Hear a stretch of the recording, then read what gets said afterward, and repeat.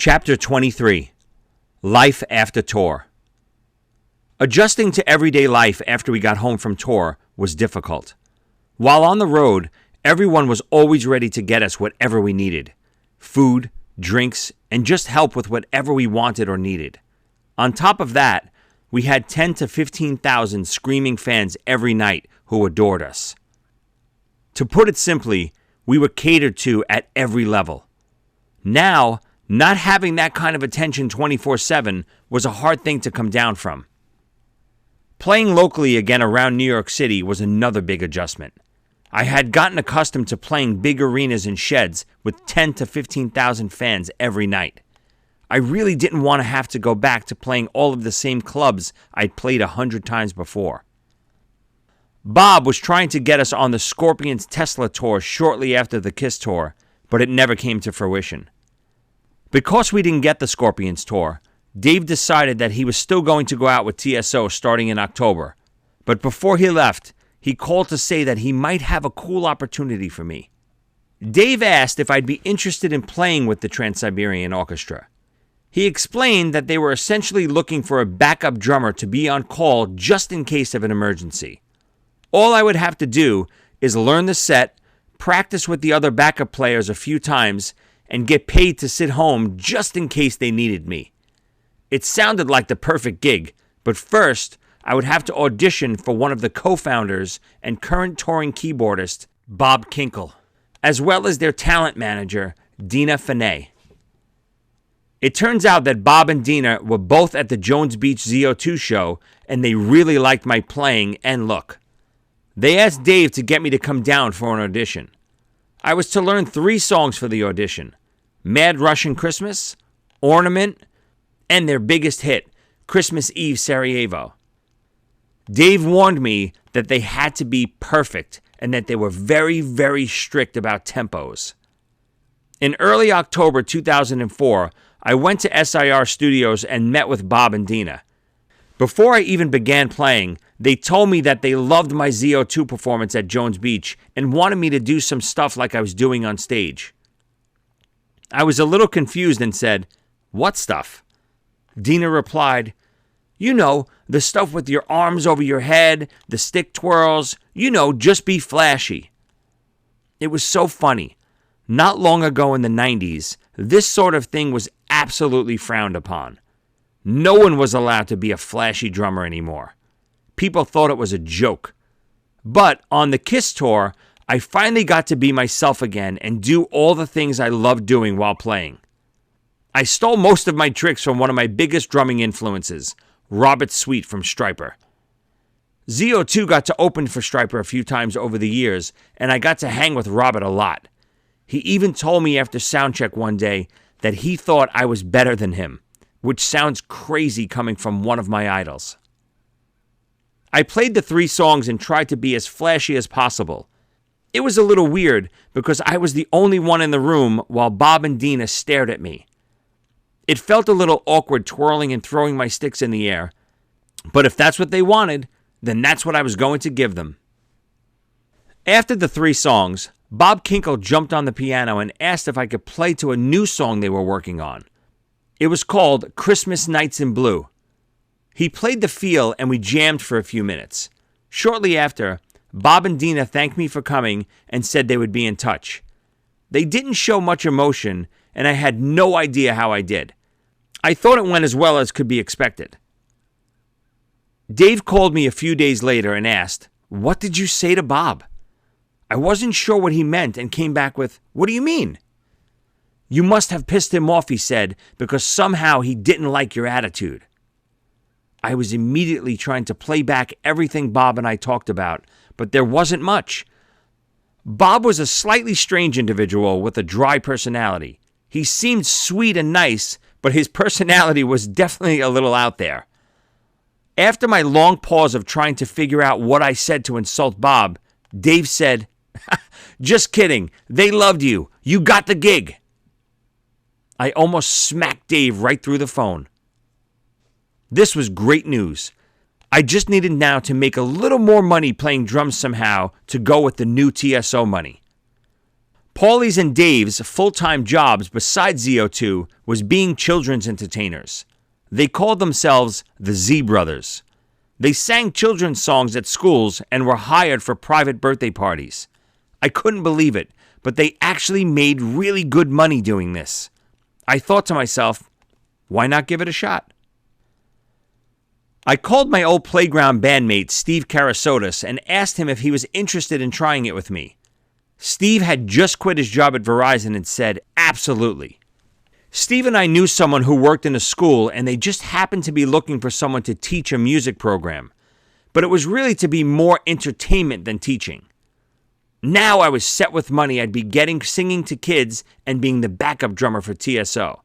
This was incredible for me. My whole entire life, my main goal had been to make a living as a musician and not have a 9-to-5 job. This was the first time that it was actually happening.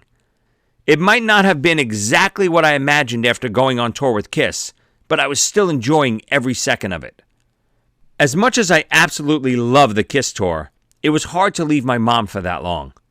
And now I also had the girl I loved, Madeline, with whom I wanted to spend every waking second. I'm not sure I would have really even wanted to go on that Scorpions Tesla tour if it had happened. I loved being home with Madeline and my mom way too much. Once Dave got back from the TSO tour, ZO2 picked up business as usual. We started a regular residency on Monday nights at Arlene's Grocery in Manhattan. This worked out great because we had begun writing our second album, and the Arlene's residency was a great way to battle test all of our new material. We even went out to California for the NAMM convention and did a mini tour up the coast of California with Alex Skolnick from the band Testament. While at NAMM, I got back in touch with Todd Trent from Ludwig Drums. Todd was the one willing to give me a kit for the Kiss tour, but I stupidly turned him down because he didn't have exactly what I was looking for. Now, I wanted to revisit a possible endorsement with Ludwig Drums. Todd said that he could start me out at a cost-level endorsement, which meant I would technically be an official Ludwig artist, but I wouldn't be getting anything for free. It would be at cost. It wasn't exactly what I was hoping for, but I couldn't pass up the opportunity to endorse my favorite brand of drums. While at NAMM that year, I also bought my first Ludwig Black Beauty snare drum right off the showroom floor. During 2005, ZO2 kept busy with a lot of local shows and a few bigger ones, opening for some big-name acts. One such act was Bent Brother, otherwise known as Twisted Sister. Twisted had just started to get back into the mainstream and touring regularly, but they had yet to do shows in their signature makeup and outfits. Because of this, they would play random shows as their alter ego, Bent Brother. Our manager Bob was good friends with Twisted's guitarists, J.J. French, so he secured us the opening slot. I'm not sure how Bob was as a manager, but he had some great connections and got us cool gigs because of them. In fact, in the back of my mind, I was always a little worried about what would happen when all of Bob's connections/friends dried up. The other problem with his connections were they were all with older bands. Don't get me wrong, I loved it. After all, he did make my dreams come true by getting us the Kiss tour. Twisted Sister had also been one of my favorite bands growing up. I'm just not sure a young band like ZO2 was really prospering from these types of shows. We also got to open up for former Rainbow singer Joe Lynn Turner because Bob had produced a few of his albums. We played back-to-back shows with Joe Lynn, first at the Chance Theater in Poughkeepsie and then at Double D's in Morristown, New Jersey. Both shows were amazing, but the main reason I'm telling this story is because there was a special guest in attendance at the Chance show watching us from the balcony. None other than former Kiss guitarist Ace Frehley. Ace was really there to see Joe Lynn, but we saw him watching ZO2 and looking to be digging it. It was such a thrill to play in front of one of my all-time heroes, but the real thrill came the next night at Double D's. After ZO2 got off stage and before Joe Lynn Turner started, I went to the upstairs area to hang out and grab a drink when all of a sudden there was a tap on my shoulder. I turned around thinking it was just a random fan, but my eyes couldn't believe who was standing in front of me. It was Ace. He said, "Hey, you're that drummer from last night, right?" I was totally caught by surprise. Not only was I suddenly in a conversation with Ace Frehley, but he knew exactly who I was. I said, "Yeah, I saw you watching us at the Chance. What did you think?" In that funny, high-pitched voice, Ace replied, "Great, man. I love your groove." Then he asked, "What you drinking?" I told him I was drinking scotch, and he raised his glass and said, "Cheers."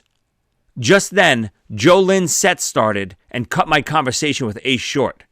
I was walking away thinking, wow, moments like these made it all worthwhile. The second ZO2 album came out much more naturally. We now understood who we were and what we should sound like. I always thought the first album was more of a mishmash of all different kinds of songs. On this album, we made a conscious effort to sound one particular way. I always like to describe our sound as a mix between Aerosmith and Zeppelin. One of the great things about battle testing all of the new material live was that we can come up with some really cool things. Paulie came up with a great intro to the song If You See K. It was sort of like a rhyme scheme. We actually tried to get Andrew Dice Clay to record the intro for the second album, but I think we were never able to get in touch with him. Too bad, it would have been great.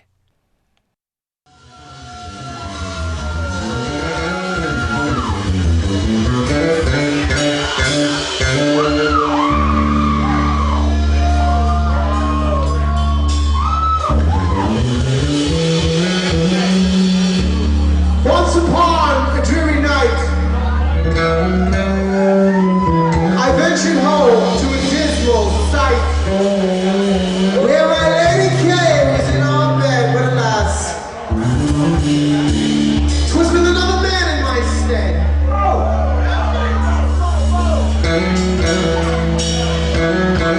Now this heinous act severely broke my heart, but now I embrace a brand new start. As I leave, I have but only one wish.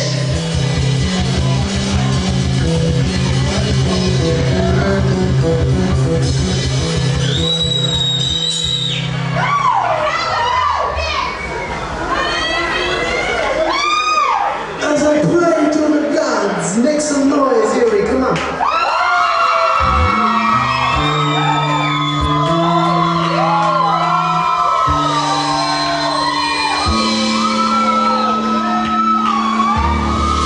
Just a little bit, make a little noise.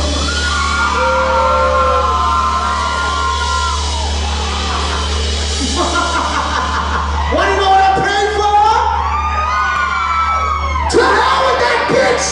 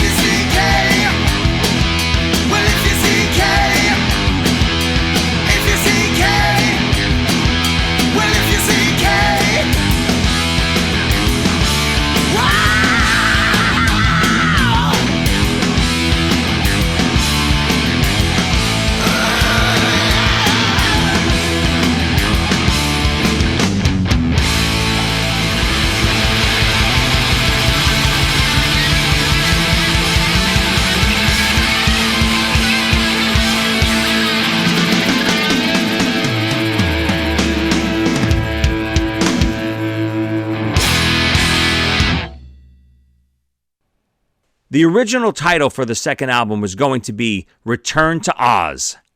Get it? To Oz is ZO2 backwards. We even had the whole concept of the cover. The plan was we would try to recreate a scene from The Wizard of Oz, but with us dressed as rock versions of the characters. Paulie would be the Scarecrow, Dave would be the Tin Man, and I would be the Lion. The girl from the cover of our first album, who we nicknamed Susie, would be Dorothy. It all sounds pretty ridiculous now, but we were really into it back then.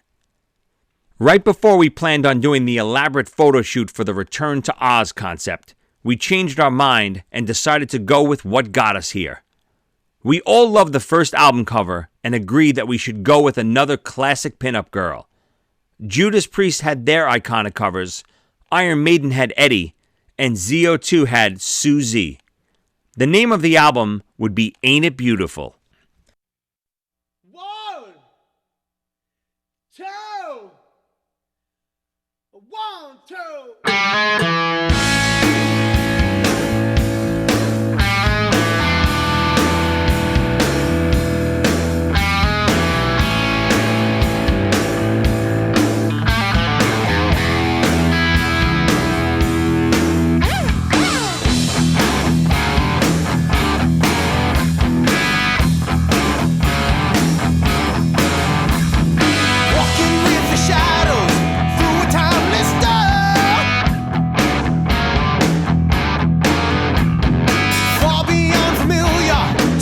I've been before.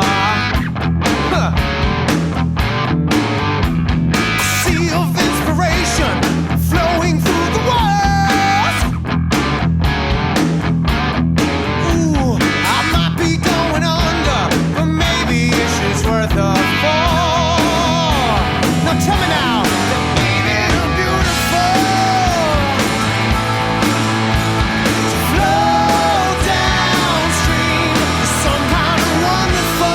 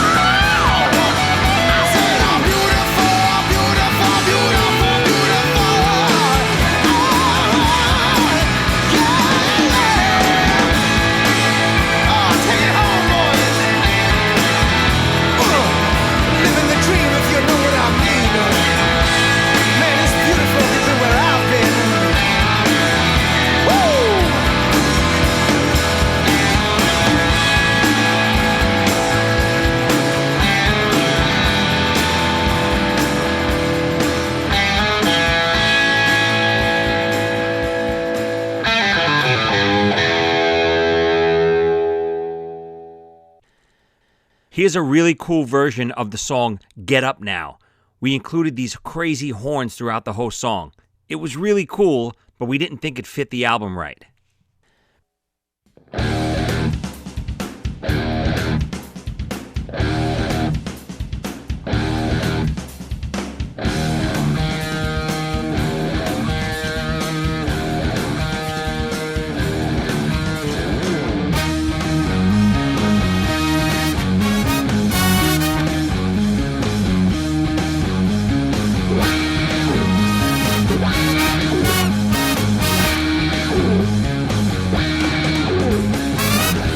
Dark clouds hang over you.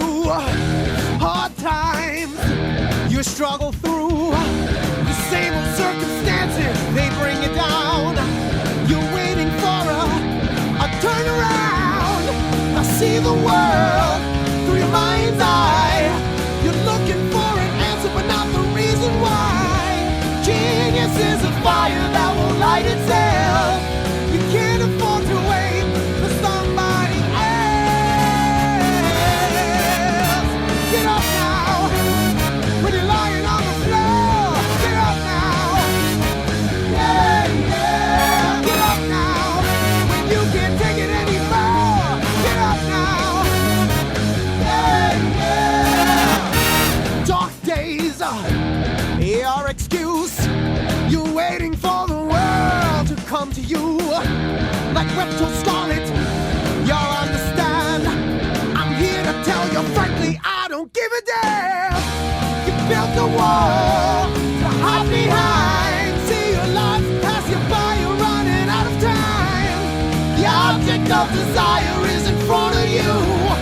I'm trying to make it clear that what you got to do is get up now, when you're lying on the floor. Get up now, yeah, yeah. Get up now, you can't take it anymore. Get up now, yeah, yeah. Like a jewel in the rough, got to be tough. Come and break up and shine on your own.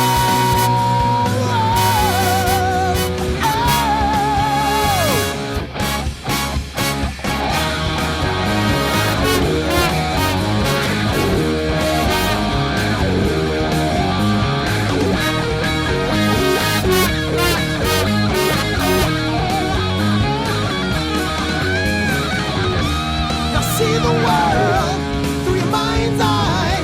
You're looking for an answer, but not the reason why. Genius is a fire that won't light itself. You can't afford to wait for somebody else. Get up now, when you're lying on the floor. Get up now, yeah, yeah. Get up now, when you can't take it anymore. Get up now, yeah, yeah. Get up now, when the sand is in your eyes. Get up now, yeah, yeah, yeah,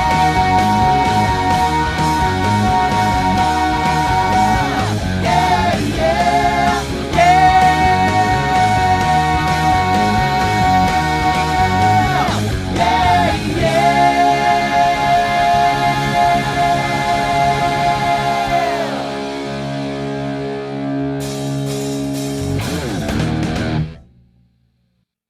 A few months prior to its release, I had a long talk with my mom and decided I wanted to propose to Madeline.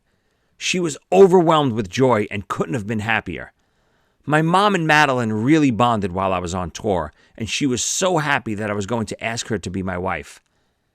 I decided I would take Madeline on a beautiful vacation to the Dominican Republic for her 30th birthday and ask her to marry me on the beach. I've probably said this a dozen times already throughout this book, but I'm not a person that ever really gets nervous.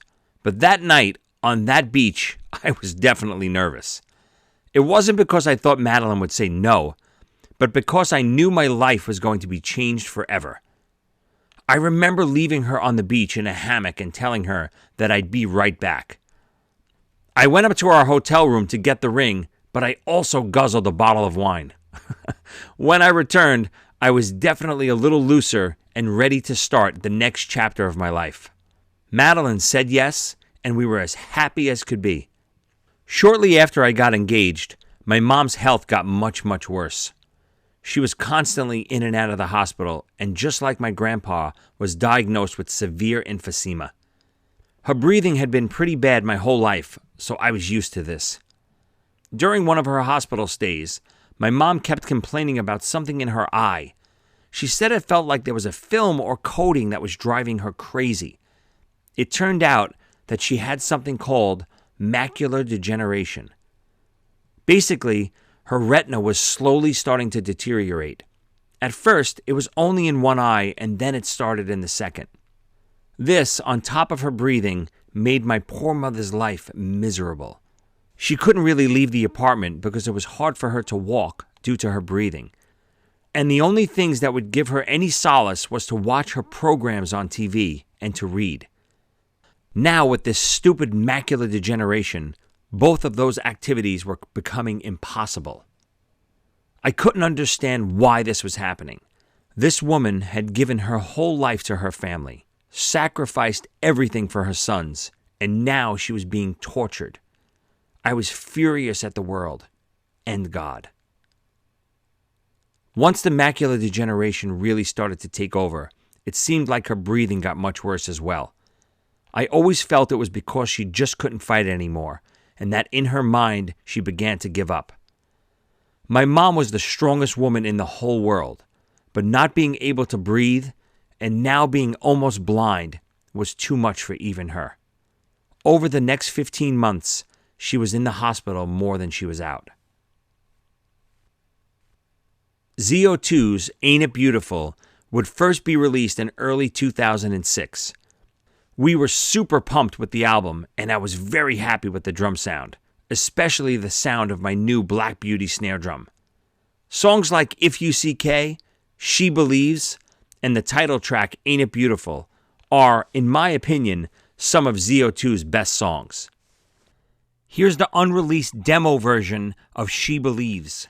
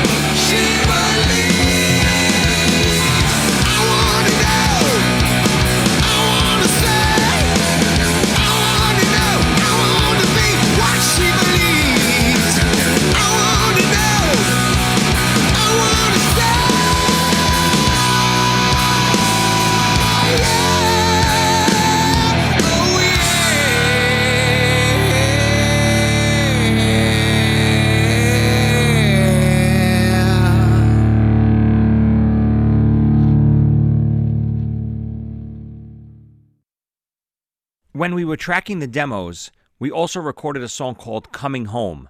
It was a song Dave had written, and he was supposed to sing lead vocals on it. He was having a lot of trouble getting the verses down, and it was really frustrating him. One afternoon, after not being able to get the take right, he went out for lunch to cool his head. While he was out, I said, "Why don't I give it a shot?" I got on the mic and did a couple takes, and it turned out great. Dave came back in while we were listening to the take with his lunch, and he couldn't believe it. He thought it sounded fantastic. So then what we decided to trade off verses. Bob, our producer, actually told Dave to try to copy my vocal style for the second verse. You could actually hear it on the recording. Dave's voice sounds a little different than usual. The overall song turned out great, and it turned out to be my lead vocal debut.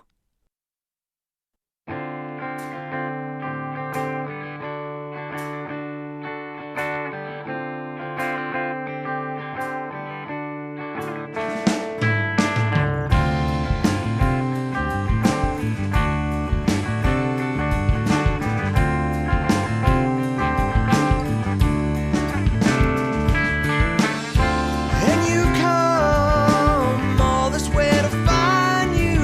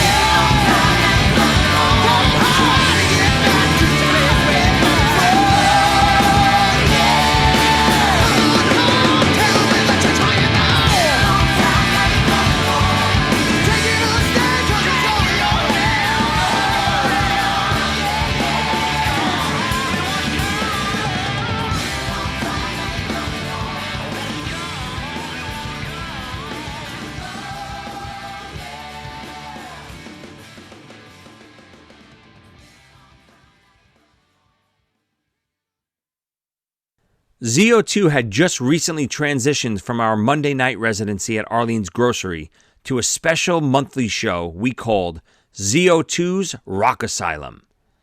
This was Paulie's brainchild. In essence, because the music scene was pretty flat in New York City, he wanted to create our own happening rock scene. His idea was to gather up all the up-and-coming hungry bands in the area and promote the hell out of one night a month with ZO2 as the headliner. He even had the great idea of trading shows with out-of-town bands so that they would come to New York City and play in front of a great crowd, as long as they would reciprocate and do the same when ZO2 went to their town. I give Paulie a lot of credit. It was a great idea, and he worked his ass off to make it the place to be every month. That's the type of personality Paulie had. He needed a project to work on with a tangible goal on which he could focus all of his manic energy. If Paulie didn't have a project to focus on, he thought keeping busy just to be able to say to himself, "We're working hard," was the smart thing to do. Paulie and I have had many arguments over this exact way of thinking, but Rock Asylum was not one of those times.